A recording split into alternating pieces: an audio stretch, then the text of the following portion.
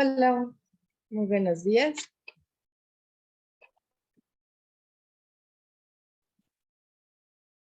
El día de hoy, esta sesión se trata de matemáticas. Bueno, mi nombre es Rosario Ferrer, yo soy la asesora de la asignatura y vamos a comenzar.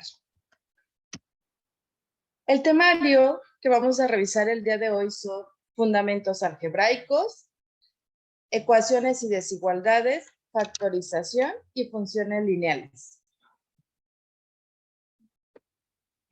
Pero, ¿cuál es el objetivo general de la asignatura? Bueno, es aplicar los diferentes tipos de funciones algebraicas, logarítmicas y exponenciales para la resolución de problemas de las disciplinas económicas administrativas. Es decir, sobre esto vamos a trabajar y este es el objetivo que pretendemos lograr.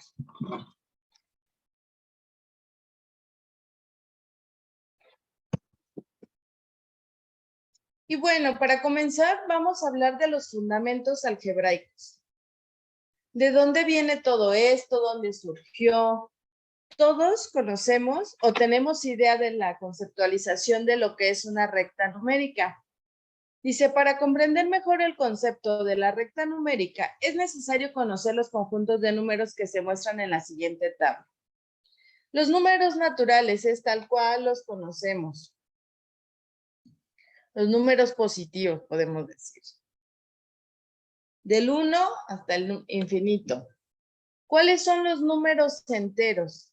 Dice, se representan por la letra Z. Los números enteros incluyen los números naturales, incluido el 0, y los negativos de los números naturales. A diferencia de los naturales, que son exclusivamente los positivos, dentro de los enteros podemos encontrar positivos y negativos. ¿Cuáles son los racionales? Un número racional es todo aquel que se representa como el cociente de dos números enteros, es decir, una fracción AB con numerador y denominador distintos de 0. Los números racionales pueden representarse como fracciones, números decimales finitos o números decimales periódicos. Aquí tenemos unos ejemplos. Y pueden ser positivos y negativos. ¿Cuáles son los números irracionales? Son aquellos números que no pueden ser expresados en una fracción, es decir, su decimal es continuo para siempre, no es un número finito. Entonces, así podemos definir los números irracionales.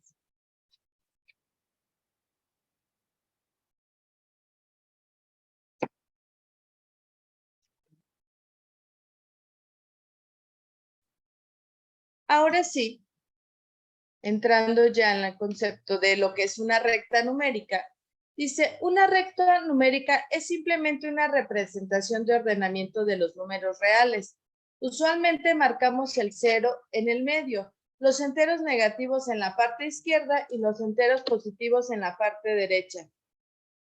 La flecha indica que la recta se mantiene avanzando, es decir, nosotros vamos a asignarle el número final para ambas direcciones. Cuando se comparan los números, el orden en el cual están colocados en la recta numérica determinará si un número es mayor o menor que otro número. Bueno, entonces ya vimos números negativos del lado izquierdo, números positivos del lado derecho y el 0 va en medio. En las operaciones algebraicas, bueno, son las que conocemos desde primaria, la suma, que es la adición, perdón, se le conoce como suma o adición, es una operación cuya finalidad es unir dos o más expresiones algebraicas llamadas sumandos en una sola expresión llamada suma. Ese va a ser el resultado. La resta es la sustracción, que es la operación que consiste en hallar la diferencia entre dos o más cantidades. La cantidad que se sustrae se le llama sustraendo. La cantidad recibe el nombre de minuendo. Y el resultado de la sustracción se le denomina, como diferencia. Multiplicación. La multiplicación es una operación donde, dadas dos cantidades llamadas factores, se halla una tercera cantidad llamada producto. Y bueno, la división es la operación inversa a la multiplicación.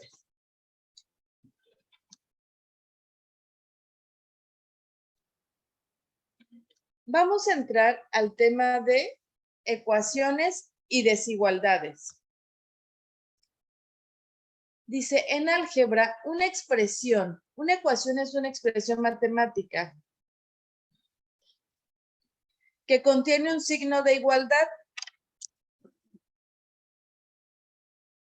Una ecuación nos indica dos expresiones representadas el mismo número. Por ejemplo, y es igual a 12x. Eso ya nos representa una ecuación. La desigualdad es una expresión matemática que contiene signos de desigual. Por ejemplo, y es menor o igual que 12x. Eso es una desigualdad. Las desigualdades son utilizadas para indicar que una expresión es mayor o bien que es menor que otra expresión. Entonces, no es lo mismo las igualdades, porque aquí los dos términos van a tener el mismo valor. En la desigualdad, una de las expresiones es mayor que la otra o menor que la otra. Tanto ecuaciones como desigualdades pueden contener variables y constantes.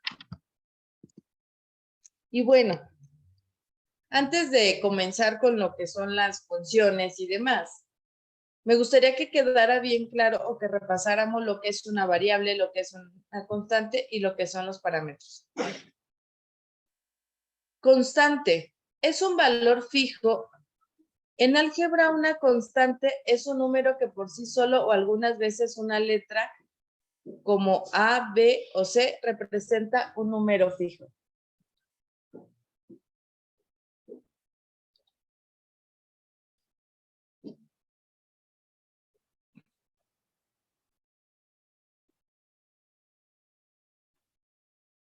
Perdón, retomando el tema.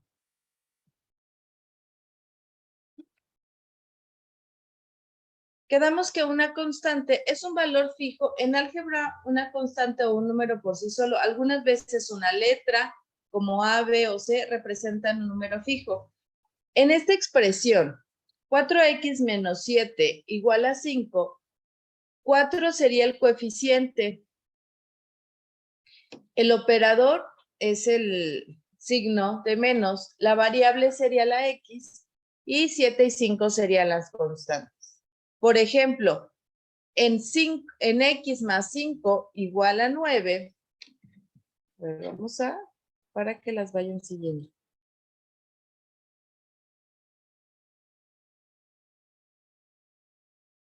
En esta. 5x más 5 igual a 9, 5 y 9 serían, ¿qué? Las constantes. Ojo, si no es constante, la otra parte que va a componer mi función o mi expresión sería una variable. Una variable es un símbolo para un número que aún no sabemos. Esa es la incógnita que tenemos que encontrar. Es normalmente una letra como regularmente se representa con la X o con la Y. El ejemplo es X más 2 igual a 6, donde X representa la variable. Como ya vimos, el 2 y el 6 seguirían siendo constantes. ¿Y qué es un parámetro? Es un valor que ya está incluido en la función. ¿Por qué incluido? Por ejemplo, si la función que calcula la altura de un árbol es h, que serían los años, es igual a 20 por años, entonces años es una variable y 20 es un parámetro. Esto es para poder no tener este problema refiriéndonos a los términos. Entonces ya conocemos lo que es una variable y lo que es una constante. O recordamos más bien los términos.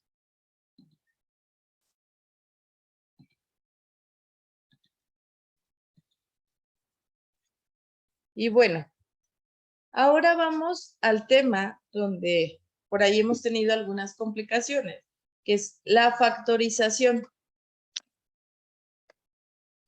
Por ahí creo que fue donde le batallaron un poquito más para los que me han estado entregando sus productos en tiempo. ¿Qué es la factorización?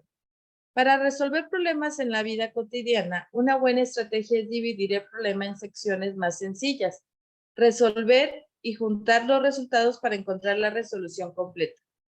Esta estrategia aplica la multiplicación de números o polinomios que le llamamos factorización y consiste en encontrar números o polinomios que multiplicados nos dan un número o polinomio original respectivamente. A estos números o polinomios se les llama factores.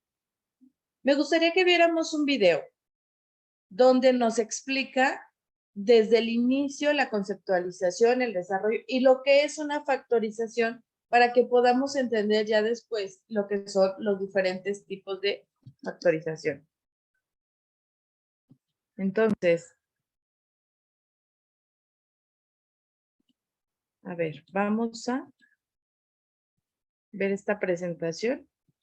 Son videos muy cortitos, pero que nos van a ayudar a que quede más entendible el concepto de factorización.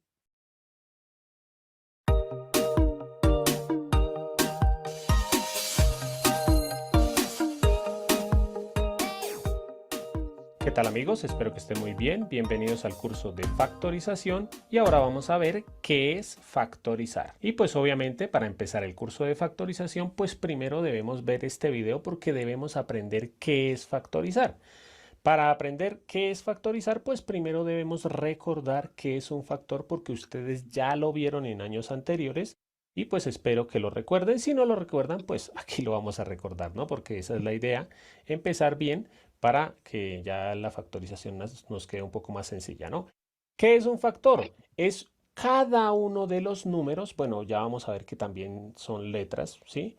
Que se multiplican para formar un producto. Por ejemplo, si yo realizo la multiplicación 2 por 3, ya el punto significa multiplicación, ¿no?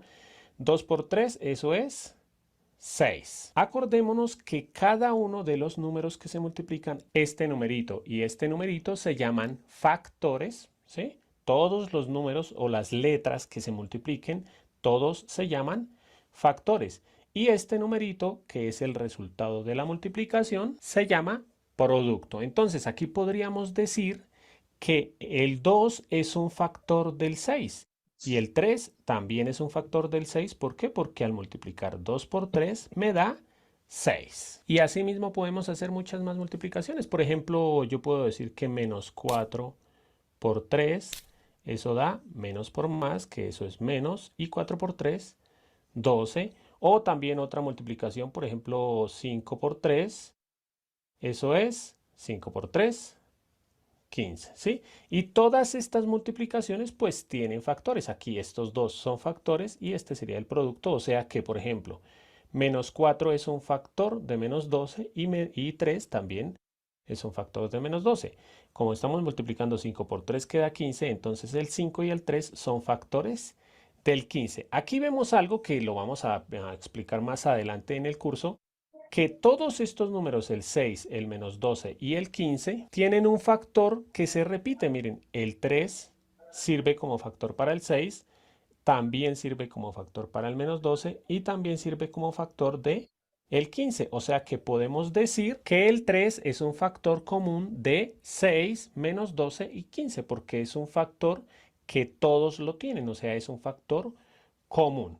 Pero esto no funciona, como les decía, solamente con números, sino también funciona con letras. Por ejemplo, si yo estoy multiplicando 2x, acordémonos que pues no se escribe 2 por x, pero ya se sabe que aquí dice 2 por x, ¿sí? Sin necesidad de escribir el por.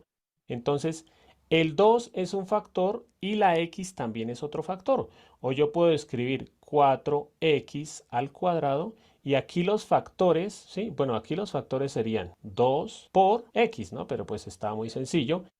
Aquí los factores serían, por ejemplo, factores del 4, por ejemplo, podrían ser 2 por 2, ¿sí? Porque 2 por 2 es 4.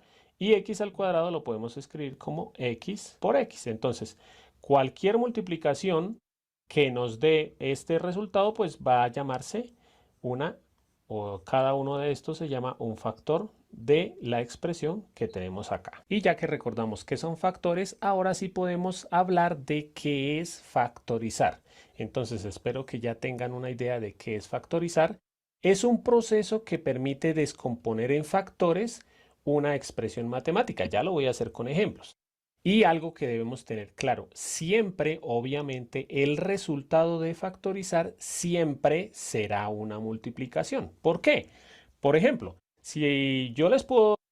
Este es bien importante porque ahí detecté, les estuve haciendo en sus retroalimentaciones, las expresiones tenían a veces de repente bien el procedimiento, pero el resultado lo expresaron de diferente manera, o lo expresaron con otros términos que no eran el resultado final. Entonces, es bien importante que sepan que el resultado de cualquier factorización siempre, siempre será una multiplicación. Entonces, para que en su resultado final así lo representen. decir factoricen el número 12. Entonces, cuando les digo factoricen el número 12, lo que les estoy diciendo es encuentren una multiplicación que como resultado me dé el número 12. Para esto, pues hay varias respuestas. Por ejemplo, 1 por 12. ¿Sí? ¿Por qué? Pues porque 1 por 12 es 12. Otra respuesta, 3 por 4, que es 12, o 4 por 3, que también es 12. Otra respuesta, si aquí ustedes observan, por ejemplo, el 4 se puede factorizar. Entonces aquí podríamos escribir 3 por, y el 4 se puede factorizar. 2 por 2 da 4. Entonces miren que aquí hay varias respuestas de factorización del número 12, porque todas dan 12. 1 por 12 da 12, 3 por 4 es 12 y 3 por 2, 6 por 2, 12. Entonces aquí, ¿qué fue lo que hicimos? Factorizar el número 12. Miren que siempre el resultado de factorizar siempre será una multiplicación. Esto no se les debe olvidar. Siempre el resultado va a ser una multiplicación. Pues, ¿por qué? Porque lo que estamos es encontrando factores, ¿sí?, que descompongan una expresión cualquiera, ¿sí? Obviamente aquí lo vamos a ver con números y letras. Ahora, algo que quiero que les quede claro, siempre que factorizamos un número, el resultado más correcto, mejor dicho, el mejor factorizado es en el que está factorizado por factores primos, ¿sí? ¿Por qué aquí, digámoslo así, que no está bien factorizado? Porque uno de los dos factores se puede seguir factorizando, ¿sí? El 12 se puede seguir factorizando, lo que hicimos aquí con el 3, con el 4, perdón. El 3 ya es un factor que no se puede factorizar más, ¿sí? Excepto 3 por 1, pero pues digámoslo así que no tiene gracia. Pero el 4 se podía seguir factorizando como 2 por 2. Entonces el resultado más correcto es factorizar con factores primos. Ahora vamos a ver ejemplos de factorización. Primero vamos a hablar de la factorización de un monomio, que la verdad de esto casi nunca se habla porque es muy fácil. Entonces, como es tan fácil, pues no se toca ese tema, ¿no? Ya les hice algunos ejemplos. Acordémonos que un monomio es una expresión algebraica que tiene un solo término. Por ejemplo, como lo vimos anteriormente, 2x es un monomio, 3x al cuadrado es otro monomio, y voy a colocar otro, 6x al cubo y al cuadrado. Esos son tres monomios. ¿Por qué? Porque son un solo término, ¿sí? Porque en ningún lado dice ni más ni menos. Entonces, para factorizar un monomio simplemente se hace por simple inspección, ¿sí? Porque esto se puede revisar y ya. Entonces, por ejemplo, aquí, ¿cuáles son los factores de este monomio? Pues el 2 que está multiplicando a la x. Aquí no hay más, ¿sí? 2 por x es 2x. El 2 no se puede seguir factorizando y la x tampoco. Aquí 3x al cuadrado, entonces factorizamos aparte del 3, que el 3 no tiene factores porque es un número primo, ¿sí? Igual que el 2. Y ahora la x al cuadrado, ¿cómo la factorizamos? O sea, la vamos a escribir como multiplicación. ¿Cómo se escribe x al cuadrado como multiplicación? Se escribe x por x, ¿sí? Acordémonos que, por ejemplo, si tenemos 3 al cuadrado, 3 al cuadrado, eso es 3 por 3, ¿sí? Este 2 lo que nos está diciendo es que se multiplique el 3 dos veces, o si tenemos 5 al cubo. Eso quiere decir 5 por 5 por 5, ¿sí? Por eso es que x al cuadrado lo escribimos como x por x. Y para factorizar este, entonces, el 6 se puede factorizar como 2 por 3 o 3 por 2. Miren que aquí siempre van a quedar números primos. La x al cubo se factoriza como x por x por x y y al cuadrado se factoriza como y por y. Entonces, esta es la forma de factorizar un monomio. Y ahora vamos a hablar de lo que ya toca el tema, ¿sí? Todo lo que ustedes van a ver en factorización va a ser factorización de polinomios, ¿sí? Los monomios son tan sencillos que no se toca el tema como les decía. Aquí solamente les voy a poner dos ejemplos. No les voy a explicar cómo se factoriza un polinomio porque eso es lo que vamos a ver en todos los siguientes videos de este curso, ¿no? Aquí simplemente les voy a explicar dos ejemplos. Si tenemos a al cuadrado menos b al cuadrado, ¿sí? Este es un tipo de factorización que su resultado es a menos b por a más b. Y voy a poner otro ejemplo, xy menos xz, por ejemplo, ¿sí? Esto es igual a x por y menos z, ¿sí? Esto ahorita les va a parecer muy difícil, pero ya lo vamos a ver cómo se hace. Este es un binomio, ¿sí? ¿Por qué? Porque hay dos términos, ¿sí? Primer término y segundo término, y esto se puede escribir en forma de multiplicación. Miren que siempre va a resultar siendo una multiplicación. Aquí estamos multiplicando un paréntesis por otro paréntesis. Si ustedes ya vieron productos notables, se acordarán que esta multiplicación da el primero al cuadrado menos el segundo al cuadrado. O también pueden revisar, ¿no? Por ejemplo, al realizar esta multiplicación de la forma larga, si a por a, luego a por b, luego b por a y luego b por b, van a darse cuenta que nos da a al cuadrado menos b al cuadrado, ¿sí? Lo mismo esta multiplicación o esta resta, que aquí hay dos términos, xy menos xz, se puede escribir como multiplicación así. Miren, aquí dice x por un paréntesis, entonces está factorizado. Si multiplicamos x por y, da xy, y si multiplicamos x por menos z, da menos xz. Entonces, esto simplemente era una pinceladita de multiplicación de polinomios porque eso es lo que vamos a ver más adelante en todos los videos. En este video no les voy a dejar ejercicio de práctica porque en los siguientes videos... Ok, esto es para poder entender el desarrollo. También es importante recordar la utilización de los signos, porque acuérdense, más por más da más, menos por menos da positivo. Entonces, ahí también uno de los casos que más estuve ahí retroalimentando de las incidencias fue la utilización de los signos. ¿Por qué? Si era menos por menos, entonces es positivo. Y ahí me cometían el error de ponerlo negativo. Entonces, ahí también, ojo con los signos. Fue de los errores que más detecté en su respuesta. Ok, entonces, si ya entendimos cómo se factoriza un monomio y un polinomio, ahora sí podemos ver los tipos de factorización. Ahora sí, con las expresiones o con las funciones, con el sistema de ecuaciones que nos están presentando.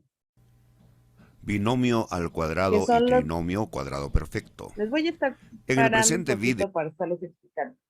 Binomio al cuadrado y trinomio cuadrado perfecto. Estos son de los ejemplos que más venían para responder y que déjenme felicitarlos porque la mayoría me dieron muy buenas respuestas, me enviaron excelentes respuestas. Vamos a explicar cómo se resuelve un binomio al cuadrado aplicando productos notables y cómo se resuelve, dado un trinomio cuadrado perfecto, la factorización. Productos notables y factorización. Tenemos el binomio a más b al cuadrado. El exponente 2 nos indica que la base a más b se multiplica dos veces, tenemos a más b por a más b. Multiplicamos a por a, es a al cuadrado. Más por más nos da más, a por b, ab. Más por más nos da más, b por a, ba conmutando a b. Y por último, más por más nos da más b por b, b al cuadrado. Reduciendo términos semejantes, AB más AB, 2AB. El Sí se resultado mantiene el a al signo cuadrado positivo. más 2AB más b al cuadrado.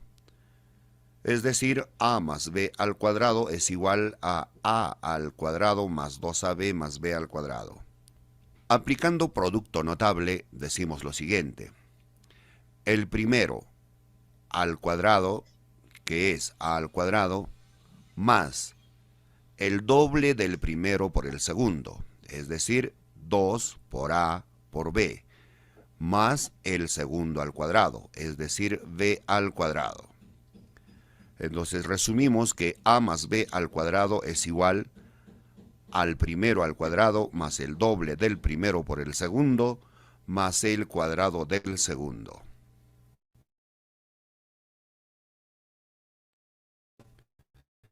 Veamos en un ejemplo.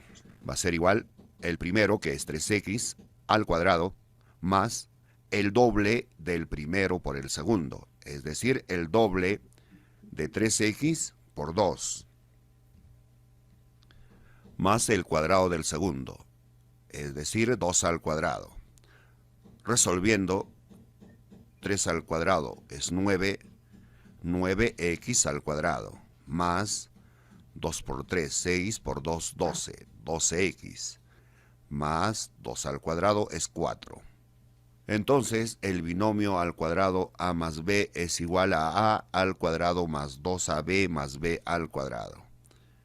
Ahora, ¿cómo saber si esta expresión es un trinomio cuadrado perfecto?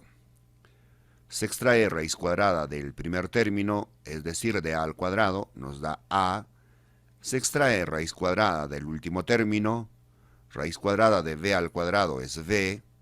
Ahora calculamos el doble de a por b.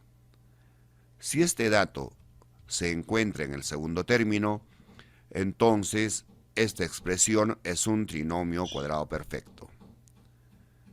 Ahora vamos a factorizar dado un trinomio cuadrado perfecto. Escribimos los paréntesis. Ya hicimos el trabajo previo, entonces tomamos el valor de a, el valor de b, colocamos el signo más y elevamos al cuadrado. Entonces, factorizando a al cuadrado más 2ab más b al cuadrado es igual a más b al cuadrado. Este proceso se llama factorización. Veamos un ejemplo. Tenemos un trinomio, ya está ordenado. Raíz cuadrada de x al cuadrado es x. Raíz cuadrada de 25 es 5. El doble de x por 5 es igual 2 por 5, 10x. Este dato 10x se encuentra en el segundo término. Por tanto, es un trinomio cuadrado perfecto. Para factorizar, copiamos x, copiamos 5, escribimos el signo más del segundo término y elevamos al cuadrado. Entonces, factorizado x al cuadrado más 10x más 25 es igual a x más 5 al cuadrado. El resultado es un binomio cuadrado perfecto. ¿Ok? Espero que les hayan ayudado mucho estos videos para que quede más clara los pasos, el proceso de factorización. Realmente lo que pude detectar en sus respuestas, que no tenían problema con el procedimiento. Simplemente, y fue lo que les estuve marcando, o eran los signos, o era que la expresión al final no la ponían como debería de ser. Pero bueno, fue las retroalimentaciones con las que más coincidieron, que fueron errores de signo. Realmente en cuestión de procedimiento, de desarrollo, creo que en general está entendible. Y dentro de las funciones lineales, ¿qué es un sistema de ecuaciones lineales? Un sistema de ecuaciones lineales es un conjunto de ecuaciones que tienen más de una incógnita. Dice, las incógnitas aparecen en varias de las ecuaciones, pero no necesariamente en todas. Lo que hacen estas ecuaciones es relacionar las incógnitas entre sí. Por ejemplo, 3x más 2y es igual a 1, o x menos 5y es igual a 6. Se trata de un sistema de dos ecuaciones con dos incógnitas, dos variables que desconocemos, x y y. Resolver un sistema de ecuaciones consiste en encontrar el valor de cada incógnita para que se cumplan todas las condiciones del sistema. Ok. Y llegando a lo que es el punto de equilibrio. Dice, el punto de equilibrio es establecido a través de un cálculo. Sirve para definir el momento en que los ingresos de una empresa cubren sus gastos fijos y variables. Esto es, cuando logras vender lo mismo que gastas, no ganas ni pierdes, has alcanzado el punto de equilibrio. Y para las empresas, esta es una decisión o es un dato muy importante, principalmente para evaluar la rentabilidad del negocio, es decir, con el punto de equilibrio, calculando tu empresa, sabe cuánto necesita vender para generar ganancias. Pero calcular el punto de equilibrio también funciona para confirmar si tu idea de negocio es buena o no en términos financieros. Claro, a veces decimos, déjame ver. ¿Por qué? Porque tenemos dos puntos de equilibrio por calcular. El que es por unidades y por valor. Entonces, ¿de qué va a depender mucho? De tu producción, de todo lo que conlleva el proceso de venta. Entonces, si para alcanzar mi punto de equilibrio tengo que vender un número de unidades que está muy desfasado, que está inalcanzable con mi producción, es momento de valorar. Por eso es muy importante que las empresas conozcan esta parte, perdón, este punto de equilibrio. Dice, hay dos maneras de hacer el cálculo, en unidades o en valor. Por ejemplo, si es un punto de equilibrio por unidades, es decir, cuántas unidades, cuántas piezas tengo que vender para encontrar el punto de equilibrio. La fórmula es costos fijos sobre precio de venta menos costo de venta. Es decir, se divide el costo fijo por la diferencia entre el precio unitario y el costo variable unitario. A diferencia entre el precio de venta y el costo variable unitario se conoce como margen de contribución. Ejemplo, el producto cuesta un valor de 50 pesos. Mi costo variable unitario es de 25 pesos y mis costos fijos suman a 12,500 pesos. Entonces, ¿cuál sería el cálculo? Siguiendo la fórmula, el punto de equilibrio son los costos fijos, que serían los 12,500 sobre el margen de contribución, que sería el precio de venta menos el costo de venta. Serían 50 menos 25 y el resultado es 500. El punto de equilibrio es 500. Esto es, se deben de vender 500 unidades para obtener el punto de equilibrio. Aquí es donde la empresa tendría que preguntarse, ¿no? ¿Cuánto me tardo en producir un producto? Entonces, todo el proceso que conlleva esta parte es lo que tendría que valorar. Esto calculando el punto de equilibrio en venta, porque también lo podemos calcular en valor. El punto de equilibrio serían los costos fijos. Aquí la fórmula cambia un poquito. Sería entre 1 menos costos de venta sobre precio de venta. Entonces, siguiendo el ejemplo que teníamos anterior, serían los 25,000 sobre 1 menos 250, que sería el costo de venta, y 1,250 el precio de venta. Desarrollamos primero la división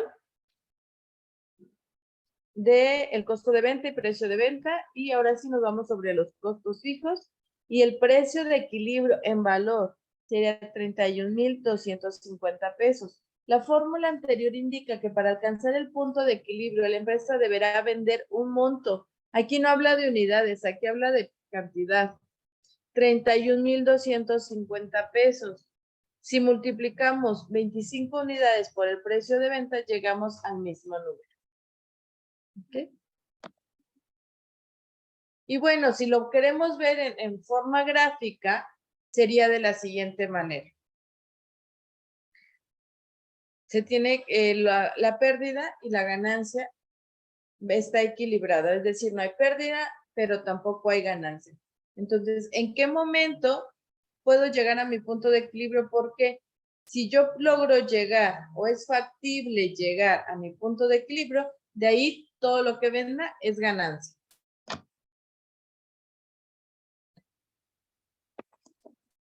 Bueno, espero haber podido ayudarles a entender mejor este tema de matemáticas. Les recuerdo que estoy pendiente tanto en la plataforma como en mi correo, que es rferrer@unisan.edu.mx. Entonces, he estado ahí contestando todas sus dudas, también apoyándoles con algunos sitios web que les sugieren más ejemplos o para enriquecer sus conocimientos. Cualquier cosa estoy pendiente en plataforma o en correo. Y para mí va a ser un gusto ser su asesora de la materia.